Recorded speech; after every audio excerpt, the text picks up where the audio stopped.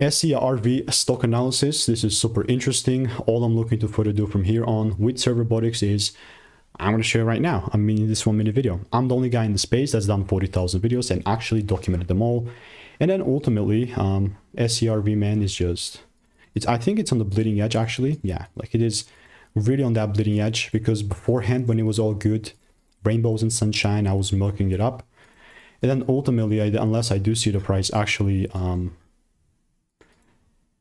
it's a supply zone. This red part is where it gets interesting, because there's two things that I care about now. Either the price breaks above or below. And from that, I react on how I'm going to move forward, right? Whether I'm going to buy or sell. I mean, I'm not going to straight up buy, but if there's a double break, I'm selling. So I'm going to keep you updated. I'm going to show you my exact approach with confirmation. And if you want to learn how I'm consistently making 5 to 10K per month with our indicators, then you can just go ahead and check out the first link in the description, get my free emails. And actually, also, I have just so many other receipts with SERV in my Discord. I just remember that. Yeah. So see you in the next one. Goodbye and enjoy.